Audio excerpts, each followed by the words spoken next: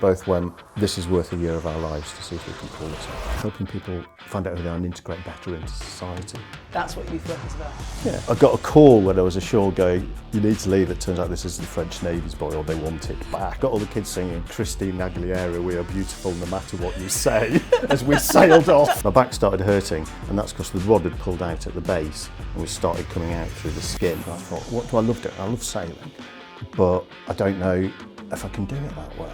That's a true challenge, isn't it? That will challenge me. Can I do it?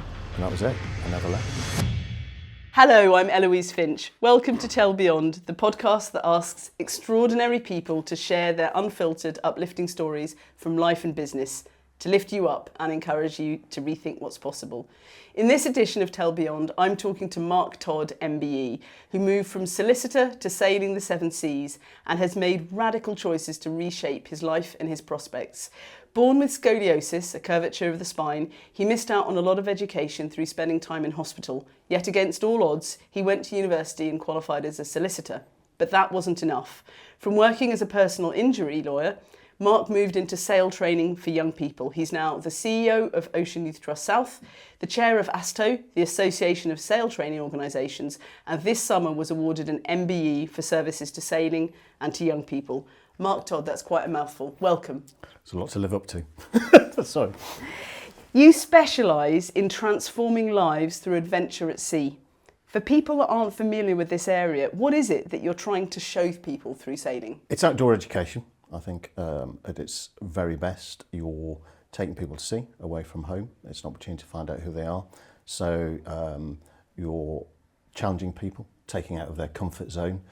For some people that might be steering a boat, 70-foot boat worth millions of pounds, being out the side of land, being on a wind-swept foredeck, being knocked down by waves, to learning to sail with lots of people, seeing the Milky Way for the first time. So you're taking people out of their comfort zone, but what you're aiming is they leave the boat with a sense of achievement, a feeling of success. So you're building all those skills that make people useful for society, their lives, of teamwork, communication skills, resilience, dealing with setbacks. So it's a floating youth centre done at sea, and there's a lot of research now and acceptance, I think, about how being outdoors is good for your mental health and developing you as a person. So it's got all of those blended into those things, and the icing on the cake really is that you're helping wee people find out who they are, transform their lives, build those skills, build those building blocks to be a success, experience the outdoors, hopefully get a love of nature. Sometimes we might get people interested in the maritime sector, which of course is something I'm deeply vested in, which is brilliant if they then decide to take on a career, whether it's working in a marina or driving a boat or moving into the Merchant Navy or Royal Navy. Or just getting a love of sailing and being on the water. So what are you trying to tell people about themselves through this activity? I think I'm not trying to tell them anything about themselves. I think this is an opportunity for for young people to get away, and this is why I got into it. So whatever's going on in your life, and create the world you want to live in, and be the person you want to be, and explore how that is in a safe environment. And we've got lots of people from lots of backgrounds, lots of things going on in their lives, and it's a wonderful experience to do that in a safe yet somehow risky, or the perception of risk if you're out on the ocean. And challenge themselves, and you can then move forward to that and take that. So you've got young people that will sail with us who are perhaps being excluded from school or risk of exclusion. They'll come on, they have to learn to get on with each other and deal with each other in quite close confines. You're dealing with about 12 to 16 young people on the 32 metre boat. It's quite a small thing. Deal with tiredness and all of that. And we've got good results of young people reintegrating into school and reducing conflict in school, because that's what boats do. You learn to get on with each other, don't you? What has the sea told you about yourself? I was a lawyer at the time, and I'd taken up walking. I was just kind of getting stressed and not really getting away from things. And I kind of went through my mental health, really. And I was trying to find something, and I ended up taking up. I had a really exciting life. I went to the Birmingham Motorhome and Caravan Exhibition. A high point in your... Cracking. But there's a place called South Staff Sailing Club that did a dinghy Learn to Sail Level 1 course, 5-week course, and I signed up to do that. And, you know, I started dinghy sailing, and it just took me away from everything else. Because odd, if you're trying to stay upright, you are just thinking about not swimming around a boat and staying upright. And for me, it just took me away from the stress of work or of everything else. But it builds a set of skills and a touch of nature and resilience and confidence. And you just build that. And then as I've developed through my career and you move into sailing on yachts, you just meet more and more interesting people as you do that. And, you know, and that's from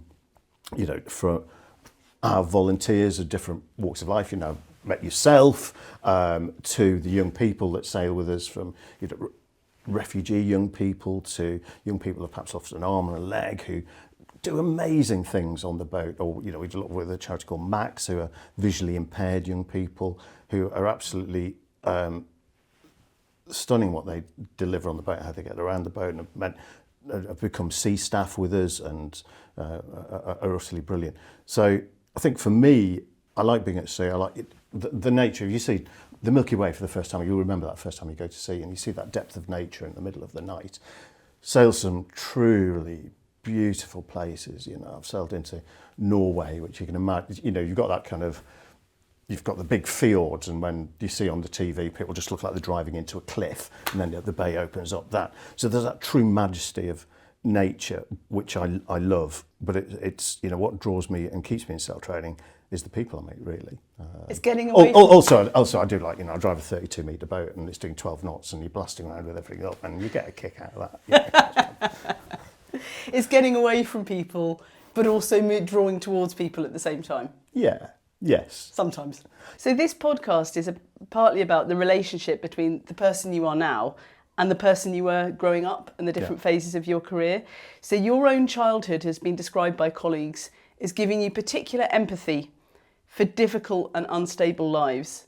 I'm wondering if this MBE feels like the happy ending. It's a great recognition. I think not just, you know, what made it great is, you know, I think it works on a number of levels. It's great recognition for the work, both charities that I'm involved with, Ocean Youth Trust South and ASTO, and what our sector does, and it kind of makes you feel valued for the difference it makes in young people's lives. And I think it is good for the staff, you know, because you don't get these awards without a great staff team behind you and volunteers and organisations helping you get there. So I think it kind of reflects on everybody, what you've got. And the other great, and a very personal note for me really, was that it's great, you know, when you work in the charity sector or any business, you know, but you're on call a lot of the time. I work very irregular hours. I go away from my wife and my 2 young kids and go sailing and do the job. And it's kind of recognition that what you do has value, and it's nice, you know, and it has meant a lot to you know, my young kids, that you're recognised in that kind of way. I think I said to you earlier, this, I think when you look at the awards things, they kind of go, an MBE is not a kind of retirement gift. So it's kind of, I think, a start. It's level 1. Yeah, it's to encourage you to do more, which is slightly terrifying. If your teenage self could meet the Mark Todd MBE you are now, what would he think, Mark? I'd be surprised. So for a number of reasons. So I think if I said I was 13, 14, I don't know. I was off to do drama. I was a thespian, you know, that was where I was going. I did a local amateur dramatics club and went on at the little theatre and did various roles there. And, you know, my intention was to go to university and become an actor. And I just didn't get the grades to get into the university course I wanted. So I went through clearing and ended up doing law for some reason, as you do. So I think a tad surprised I wasn't doing theatre in one sense. I think also very surprised because I think I went out in the age of about 13, 14 on a friend's dinghy in Brunswick Bay, and they had to bring me back because I was crying. So Wouldn't have predicted you'd have... no. So it wasn't kind of a career in the making. Tell me about the young Mark. You were born in Middlesbrough. Your mother was a ballet teacher. What type of things interested you as a kid? I was really into drama. I was a bit of a late starter at school, but I got into theatre, reading, plays. Really enjoyed that. Just before we found out about my back, I started playing rugby for the school and home team, and I started trials riding. So What's trials riding? a motorbike, kind of scrambling kind of stuff. But I was a single child, and my parents moved around a lot when within the area, but I changed schools quite regularly. So I think I was an outwardly confident. I think that grew as I did drama. What did your parents want for you, given that you'd been diagnosed with scoliosis, and that involved a lot of hospital appointments, medical visits? I think we're pretty keen, just me be happy, because you want for our kids, don't you? They were both quite keen that I went to university. I think that was something they wished they'd done in their careers, and were very keen to kind of go to university, get the experience, meeting people. You will never regret having a degree, and then you can choose whatever you like. It just gives you that bedrock in life. And Seoul University is a lot of fun as well, and meeting people. Because you were in and out of hospital quite a lot. Yeah. And you missed out on quite a lot of education. Was there a sense that was going to hold you back because you physically weren't in the classroom? Yeah. I think I was diagnosed 13 with my back. At 14, I had my first operation, and then by the ages 14 right through to 19, I was in and out of hospital. I had two what they call Harrington rod operations, put steel rods next to my spine because it's grown with a curve in it. One cosmetic operation, can you not tell, where they reduced my rib cage to get, because my shoulder blade and sits with a kind of a hump at the back, so to try and get that flatter. That was probably the most painful operation I've ever had, because you kind of wake up and every breath your rib cage trying to expand. It was excruciating. But the operations meant I was in the plaster cast for 2 periods of 6 months. I was educated at home with an hour's education a day. Was that enough for your aspirations? It means you have to call down, so you drop subjects, like you don't do French, you have to do your English, your maths, the key stuff. I was very lucky. My parents paid for me to have an extra English teacher who was utterly fantastic, a retired sixth form head who just had a love of English that has never left me really. I think if you're lucky in life, you meet a few people that have a passion, don't they, that just open a world to you, and Stuart was one of those people. I was really lucky that I went to a good sixth form college. It took me 3 years to get through my A levels because I went back in the hospital for another phase. So then when I did get into university, I was kind of pretty clear in my mind that it was the first time university had been, a clear health period for me that I'd not been. So I took university fairly seriously, actually. And what, from the social side or the academic both, side? really, in the end. I kind of took it the right. I think I started off quite seriously, and then my final year, I was always quite fun. I started larking around a bit, which is not what you should do in your final year. And I went from, kind of hoping to get a 2-1 or whatever, and it was like pretty marginal what I might get, and my parents were quite worried, but I pulled off a 2-1 in the end. You said, when I told a teacher that I wanted to go to university, they openly laughed in my face. What did they see in front of them? So I was a late starter, and the school I was at, the kind of comprehensive school system at the time, you got streamed when you went to school, so I was streamed at the bottom of middle band, and it was just, you were kind of pigeonholed. As what? As you're off to do an apprenticeship, or you weren't going out, and it was really hard to break out of kind of where you're at and where you were characterised. It's certainly like the upper band were definitely the youngsters that were going there. They're off to A levels and O levels. And what did your teacher see for you? I was probably apprenticeship. I'm not saying there's anything wrong with apprenticeship. I do think that's a very, very good thing. But it's how the world was kind of structured then, isn't it? There was no. Well, actually, I think there's real value in either way you go now. It's a very, there shouldn't. They didn't see you as university material. No, which is kind of where I wanted to be. So you went to Kiel and studied law and psychology. That's an unusual combination. We have one structured, rule-abiding set of systems and one set of systems that people create from themselves. Yeah. So Keele did this great thing called a foundation year. So I was trying to get into Birmingham University to do English and drama, didn't get the grades, went to Keele through clearing and got in to do their foundation year. And they do this great thing of where they basically have every department lecture and they go from the creation of the universe to present day, in every department from, astronomy to biology to psychology.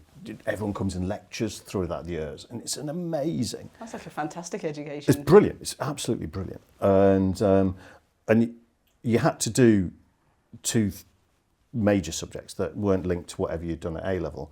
So I chose to do law and computer studies, and I kind of enjoyed the law. And my mate was doing English and was having to read all these books, but lots of books really quickly. And I thought, I just don't fancy that. And I thought, I'm really interested in just finding out how I stand in society and training your mind to think like a lawyer. There was something about that academic discipline that I was really, really interested in. That analytical skill of taking information, breaking down into an argument that lawyers have is a really useful skill. And then you've got psychology, which I loved, which is about people and understanding people.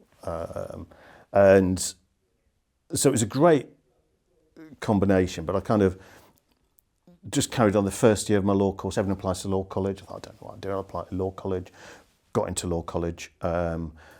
So the second year of your degree, everyone applies for jobs. I applied for some jobs, got a job, and now I thought, well, that's it then, and I'll carry on just going to the student union bar. So you fell into law, yes, as people do. Tell us about the object you've brought in, Mark.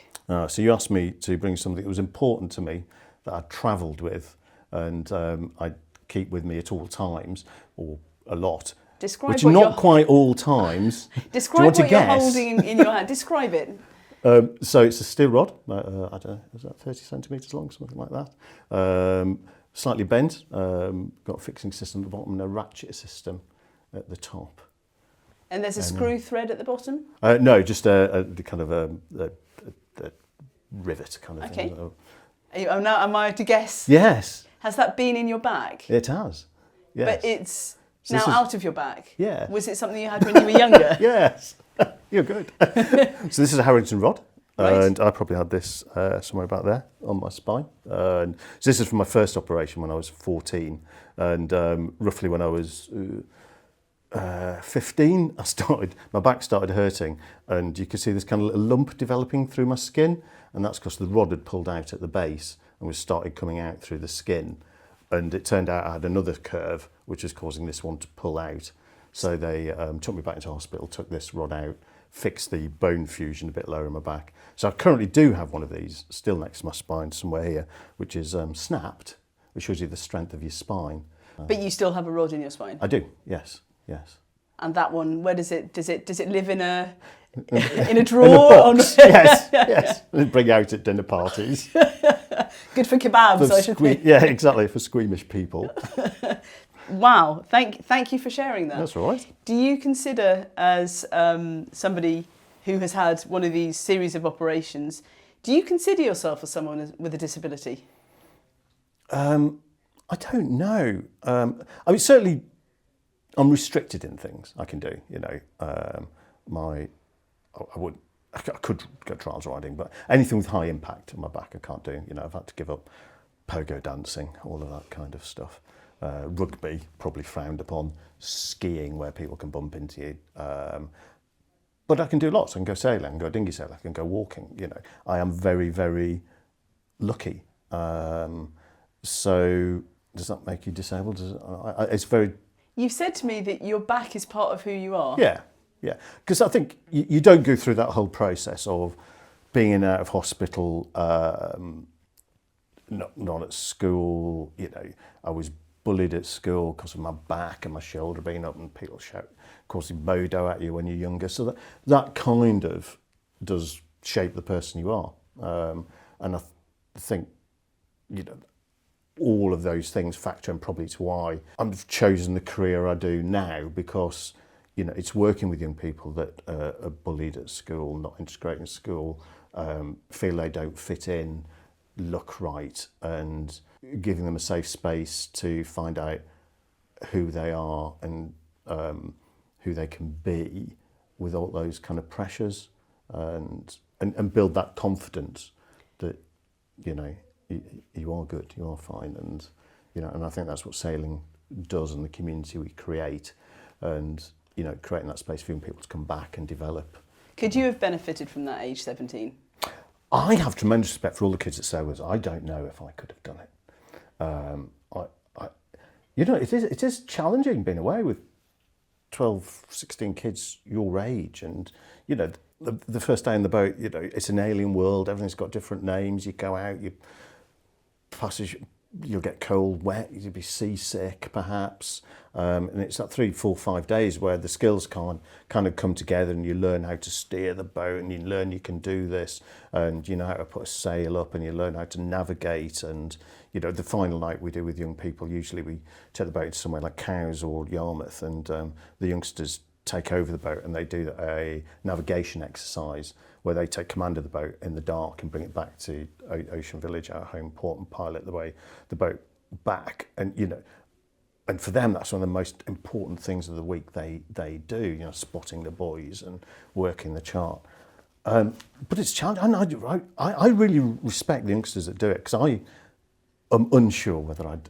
You might have found it as challenging as them. Yeah. I say to the young people when they leave the boat, part of the message really is that, during the course of that week, they'll have, thought they couldn't achieve it, thought that they couldn't do it. But actually, at the end of the week, they have, and they've made it through the week. And most, we do the OIA Start Yachting or Competent Crew certificates. For a lot of young people, that might be the first and only certificate they've had in their lives. And it's kind of going, well, next time life chucks something hard, think about that low moment you were having on this boat and think, I got through this, I rose above it, and I can do this.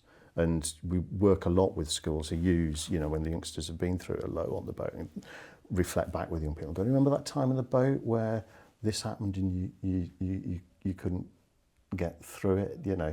Well, this is just the same, and you can get through it. Did you have a mentor or person you knew in your early career as a solicitor that you said to yourself, I want to be like them? You work with some really impressive people. I was lucky as a personal injury lawyer, doing some medical negligence cases, and I worked with some really good barristers and QCs. And when you start working with people at the very top of their game, QCs, KCs as they're now called, their ability to take a vast volume of information. I remember a case with probably 40 lever arch files. I've been working on it years, and this guy during the start of the day could tell I hadn't quite mastered a brief. After about 6 hours, was all over it, and they're just proofing the client and go through, and it was just phenomenal how they were taking the various strands and law and information and putting it together. And and if you work in medical legends, you meet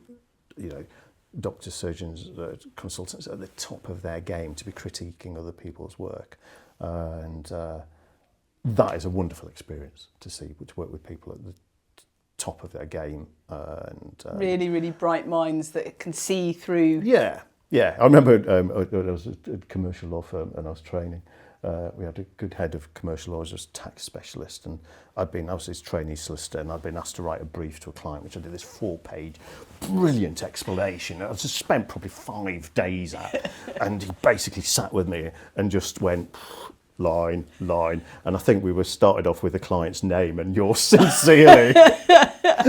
But to watch him just take it apart, but then explain why and explain it better, is kind of a brutal thing, but a phenomenal intellect, and he did it in a way. He was a lovely man. He did it in a really kind of funny. It didn't break you down. No. It was a supportive, humorous kind of approach. But it wasn't something that you were really aspiring to be that top of your game in the law person. I did. I practiced law for about 5 years, and I worked in litigation where you kind of always slightly looking at the edge and trying to get, and I found that quite tiring. That oppositional kind of stuff just wore me down, I think, really.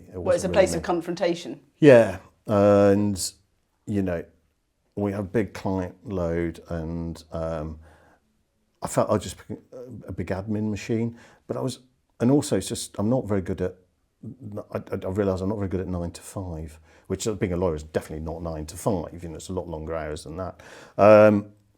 And I just felt I was kind of, this is where my life had come, that I had a fairly nice house, but everything was kind of planned, and that was the rest of my life, and I didn't really feel that life was becoming an adventure, a challenge in terms of the people I was meeting or learning and skills, and I felt there just had to be more to life than that. And I was sailing, and I just got my day skipper, and I thought, what do I love doing? I love sailing, but I don't know if I can do it that well. And I thought, that's a true challenge, isn't it? That will challenge me. Can I do it? So I signed up. I decided to leave law, and I kind of signed up with these 0 to hero, where they take you from basically nothing through to yacht master. But because I was a bit unsure of kind of going straight from law and going straight to sea, I was like, ooh, perhaps I'll give myself an easy ride in. So I signed up to this leisure management course. It was all about marketing, which wasn't great, but they had outside industry professionals come in. And this guy came in called David Parkinson, who was the chief exec of what was the Ocean Youth Club national charity. And he started talking about the work they do with young people on these boats. I thought, that sounds really interesting. But he instantly kind of upset everyone, because he sat down and said, you're all going to leave here with the yacht master, and I'll tell you, you know nothing. And we'd all been sold this dream of, yeah, we were going to leave as gods, you know, in 12 weeks. And I was just like, well, that kind of makes sense, doesn't it? Yeah, you're going to be at the start. So he was like, look, we've got 7 boats in refit. We can offer you free board and lodge. Why don't you come try that? And I thought, oh, that sounds good. So I wrote, and I volunteered to the Ocean Youth Club at the time. And they said, yeah, come down, volunteer. And I went down to the refit, and the bosun had just left. So they offered me the bosun's job. And so I started on £60 a week. Can you explain what a refit is and what a bosun is? Because those words might not be familiar to everybody. That's fair enough, yeah. So a refit is generally once a year, the boats are sometimes lifted out of the water, but it's the major time you service all the kit. So the engines, generators, winches, you will take the sails off for repair, you'll repair any running rigging, so the ropes on the boat, you will do any cleaning, painting. So it's like a house renovation, yeah, but a boat. On a boat, yeah, which may or may not be floating. These are all lifted out of the water. You might be doing substantial work, you know, of removing decking and replacing it. So huge. And they happen every year? Yeah. That's quite a lot of work. Well, the boats work very hard. You know, most sail training boats, you know, particularly like, you know, prolific, our boat is working from about March the 20th through to about November the 5th. And it has 6 maintenance days during the year. Most of the people that sail have never sailed before. So the equipment gets a lot of stick. And that's fine, because it's designed, you know, the stuff is, if you said agricultural, it's strong, designed to be loaded. But you need to maintain it. And we take it seriously because, you know, firstly, the people we take to see people's young children, you know. So our safety and the boat's safety has to be the top of the game. Absolutely, you know, no shadow of doubt about that. And the other is, of course, you know, a lot of the young people we sail with, this might be their only chance ever to go to sea. It might be an opportunity, you know, if you're a young person with cancer, or, you know, a sibling who's a young carer, that it is your one break, your respite care, or, you know, young people that, you know, perhaps even come from coastal communities that, you know, live in deprivation. This is their chance, their one thing, to perhaps give them a break. And it's just vitally important that boat does not break down, that it operates all year. So the refits are really serious. And so you started as a bosun, and what's a bosun? So a bosun is you are looking after the maintenance on the boat, working with the staff skipper.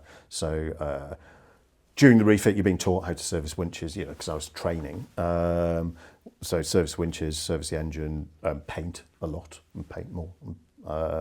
And then when you're at sea, you're looking after the routine maintenance of the boat, and again, service winches, repairing any damage or whatever. It's an apprenticeship. Unblocking toilets is quite a big important thing. Yeah. So yeah, but you train. The beauty of it is then you're training up. So you'd quite often get given a watch leader's position as you're sailing along. So I did the refit, and I was just blown away by the skippers and their skill and people I really admired. And they talk about sailing with young people, and I was like, it sounds good, but I've never worked with young people. And then we started sailing, and I was working on a boat called Boadicea, working out of Chatham, working with a lot of inner city London young people, and I was just blown away by working with young people and getting them away, and that was it. I never left. I was supposed to go back and finish off my yacht master somewhere else, and that was about 25-ish years ago. But you did finish the yacht master. I did, yes. Yes. To reassure anybody. Yes, that's still not outstanding.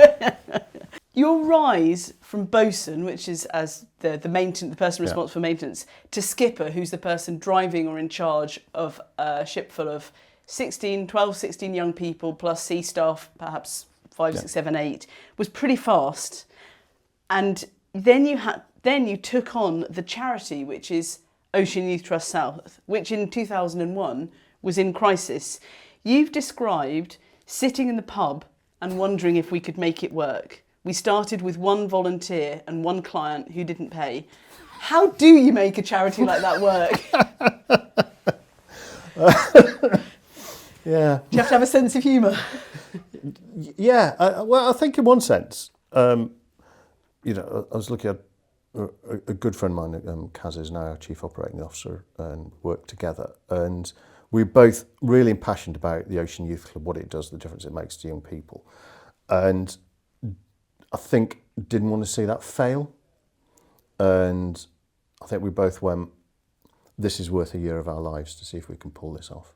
And then if you decide to do that, it's kind of how you do that.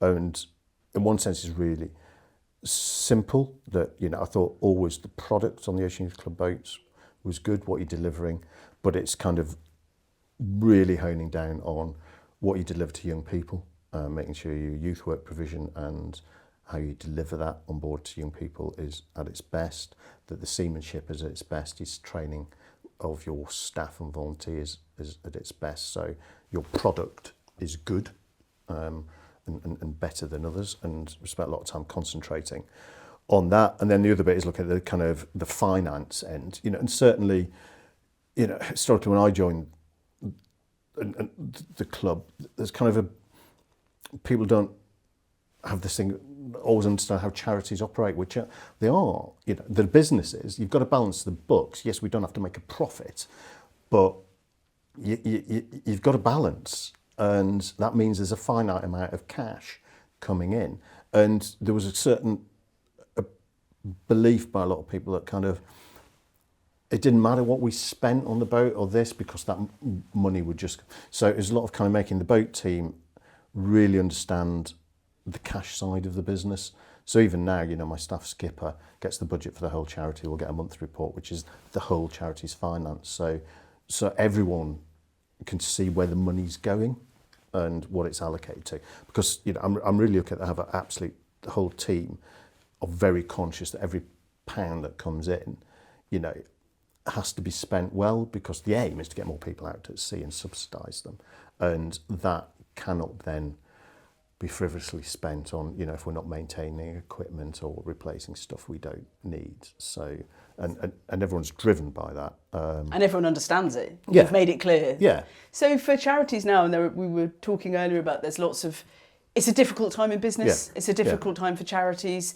There's less money, things are more expensive.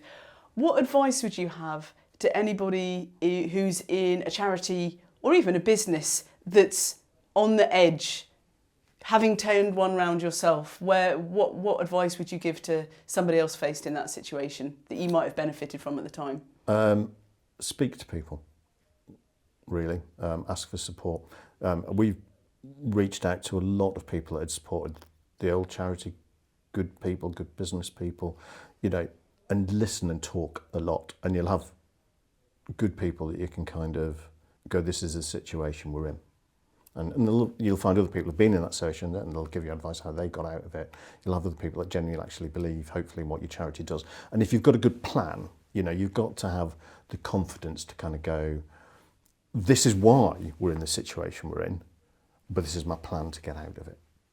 And this is why does that we're need confidence? I think no one's going to invest in you or give you if you don't believe in it yourself, do you? Are there any common misconceptions about youth charities that you come across that you have to confront? I think it's a bit less now. Certainly, when I first started the interest, it was all about, just taking bad people to sea and giving them holidays and that kind of thing. I think the world has kind of moved on to recognise that that this isn't about a holiday. This is about self-development and helping people find out who they are. I remember we did a voyage with a young lad who, so we had a group of youngsters all at risk of offending, risk of going to prison. And we had one lad on board who'd been to prison. And he was a big lad, so they all kind of looked up to him and stuff. And they were all like, and he was like, look, I can tell you when I went to prison, I cried on the first night. I was absolutely terrified. And he was like, I do not want to go back. And he used the voyage. He was like, I'm going to leave this voyage. I'm going to get my competent crew stuff. This is about me turning around. And he kind of all these youth, everyone could have said this to these kids, but these lads were listening to it. And I remember they were doing like a barbecue one night and he sat teaching the other lads their knots to get their competent crew certificate because he wanted to turn around his life. And, we work a lot with youngsters from recovering drug and alcohol addiction. It's what these young people that have had tragic lives and just grasp every opportunity they can to get a certificate, challenge themselves by being in a small confines to develop. It's phenomenal. So I think it's about spreading the word that this is about helping people find out who they are and integrate better into society. That's what youth work is about. Yeah. The Times newspaper has called you a cheerful, defiant maverick. What do you think has given you that reputation? Well, I don't know. I think if you're running a self-training voyage, and if it's, the money's not great in sailing and running charity. So you've got to be enjoying it. You've got to be having fun. It's got to be a laugh. You want young people and your volunteers to come back. And, sailing is amazing. You get to see some great places, meet some wonderful people. And, you've got to be safe. But if you can't be having fun. I remember on my first voyages we did with a hospice, and we worked with brothers and sisters of siblings of life-limited kids. So, and part of this is, these young people have, there's a lot of stresses on them, from, they can feel resentment against their other siblings, they perceive as getting all the care because then they feel guilty about that, depressed. They might feel pressure to succeed because they're the healthy one. They might not be allowed to go out and do adventurous training because they are the health, So there's a lot of pressure on these young people and their teenagers and all the other stuff that is happening. And, so we do voyages where these youngsters come together with a counsellor, and a boat does what a boat does, is like you pull some ropes and stuff and you start making friends, and they start talking about their lives with each other, and we structure in time for that, and the youngsters build that lifelong friendship that the hospice then can take away and work and develop. But I remember that we did one of their voyages, and there was a band which has been heavily involved with our charity called the Oyster Band, which is a folk band, and we played one of their tracks is When I'm Up I Can't Get Down, which is a cracking song. And they were like, can we just play it again before they leave? So we did the whole clean up, and then we had just an Oyster Band party, and we didn't leave for another 2 hours, just dancing on the decks and things. It was just wonderful. And you just got to live in that moment with the young people. Maverick, I don't know. I did gate crash. I don't know if I tell this story. A classic boat festival with my boat once. Like when you're a teenager and you go to parties you're not invited to. So I tried to get in the Douarnenez Classic Boat Festival with a With what? 70-foot boat and 18 people on board. And A steel. a steel one, yeah, a big red one. And we'd been to Brest Festival and we'd had an invite to that because we're hosting a reception. And it was great, the Classic Boat Festival. It was wonderful. So I was kind of, will you let me come to Douarnenez? And we're not, John Lang, our old boat, is not a classic boat. So I tried, they said it's for classic boats. So we are a 1990s classic steel ketch. And they were, no, so you can't come. But my mate was down there driving a classic boat. And he said, there's plenty of space, come. So I sailed down and they wouldn't let us in. And so we hung around. And then, and I don't want to come with any kind of stereotypes, but the French all went for lunch and a nice long lunch. So then there was no kind of nobody rescue. watching. Yeah, so I drove in and we parked up and they were, oh great. And we're like, we're here. And then they came back off lunch and went, no. It doesn't work every time. So we went out and we picked up a buoy up outside and we thought, and they said pick the buoy up, so that's great. And we went into town, like, yeah, we're here, this is fantastic, it's brilliant. And then I got a call when I was ashore going, you need to leave. It turns out this is the French Navy's buoy, or they want it back. So we have to go. So we're running back to the boat. And this man's going, you've got to leave. And I was like, right, okay, we've got to leave. And I think earlier in the harbour, I said, give us a bit of time. And I was playing for time, and I was like, my engine's broken, but it wasn't. And then this time, we go to start the engine. And I was like, I'm really upset, we've got to go. I'll start my engine and sail off in a huff. And the engine wouldn't start.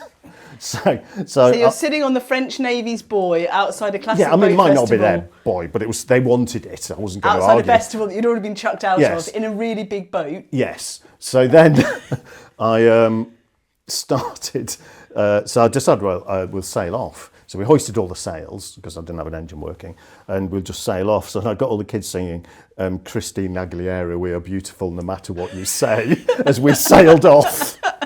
So I don't know why they call me a maverick now.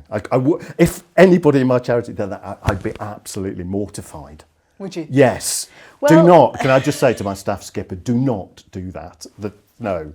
At all. Now that you have an MBE, Oh, yeah. you're a younger brother at Trinity House, which is a UK maritime organisation founded in 1514, and you're chairman of the Association of Sail Training Organisations. Do you embrace the establishment, Mark? Invariably, do you have that bit in that career where you kind of like, you start off and you're the young and you're kind of the pushing of the stuff, and then you become an instructor and examiner, you certain panels and stuff, and then you suddenly realise you're part of something. So it could be perceived as that, can't it? But I think you've got to bring the person you are to these things. And, the things that I am involved with, although, so you could go on like the Trinity House website and, it's a beautiful building, there's that history and 1514 established by Henry VIII. But actually when you read into what Trinity House does, it's a very forward-facing, outward-looking, kind of really impressive organisation, because they look after, people don't know, all the navigational marks in England, Wales, Channel Islands, Gibraltar. So that helps cargo ships. Yeah, all the shipping coming around. Not just yachts, like everybody. Yeah. They look after the lighthouses. And they're at the cutting edge of what navigation looks like, navigation buoys, but seamanship, and they look at kind of future shipping and the risks of cyber terrorism. There's a lot of stuff about the future they're thinking, have great minds working on that. And then they invest in, they have an endowed charity, they're distributing £4 to £5 million a year into getting people to maritime careers, or they've got almshouses supporting seafarers who, perhaps have misfortune and need equipment at home, or short of money or food or whatever. And then they provide money to people like ASTO to support our staff coming through to get their RYA qualifications and develop their careers. So you can kind of look at it in one sense, but actually these are really interesting organisations. We need the establishment sometimes. Doing interesting things. And, the reason I'm there is, because Trinity House want people of all sectors of the maritime community involved, of which, you know, I represent sail training. And, you know, so I think, although you get into these things, you do it because you've been doing it for a number of years, but you bring that person you are with your life skills, don't you? So, and, you know, you work with some genuinely interesting people who are trying to do some really, really cool stuff. Of which you're one. Well. Is there a saying or a proverb that's carried you through these career changes that you can share with us?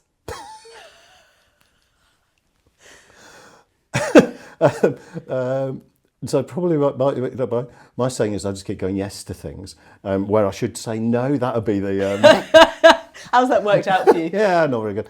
I think there's more about an attitude to life, is it really? About, you know, I love meeting people, I love learning about people and their different backgrounds and being challenged and, you know, surrounding yourself by interesting people.